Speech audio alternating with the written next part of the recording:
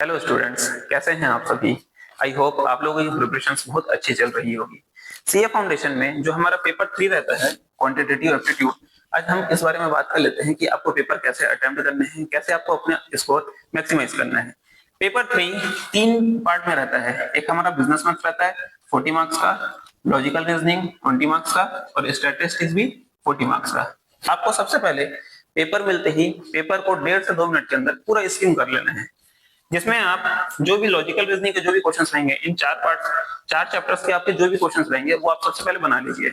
उसके बाद जो थ्योरी वाले चैप्टर्स के आपको क्वेश्चंस मिलते हैं, जैसे स्टैटिस्टिकल के क्वेश्चन और इंडेक्स नंबर के क्वेश्चन, ये आप फर्स्ट गो में ही बना लीजिए।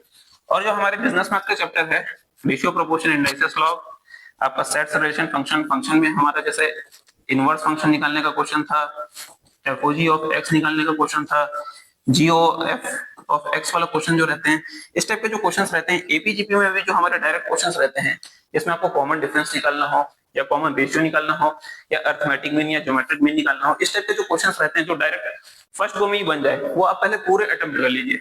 उसके बाद मैं आपको बताया था मैथमेटिक्स ऑफ फाइनेंस, ये जो चैप्टर है ये मोर देन 15 मार्क्स का आता है एग्जाम में, मतलब 15 से 17 क्वेश्चन आपके सिर्फ इस चैप्टर से आएंगे। तो आप जब ये सब कर लेंगे, उसके बाद तो मैथमेटिक्स ऑफ फाइनेंस को पकड़िए और उसका एक एक क्वेश्चन को आराम से पढ़ के, बारीकी से पढ़ के अच्छे से बनाइए। उसमें आपके सिंपल इंटरेस्ट के question, compound interest, annuity, perpetuity, CAGR, इसके सारे क्वेश्चन आप कंप्लीट कर लीजिए। इतना अगर आप पेपर बना लेते हैं तो मुझे लगता है आराम से आपका 60 प्लस स्कोर हो ही जाएगा।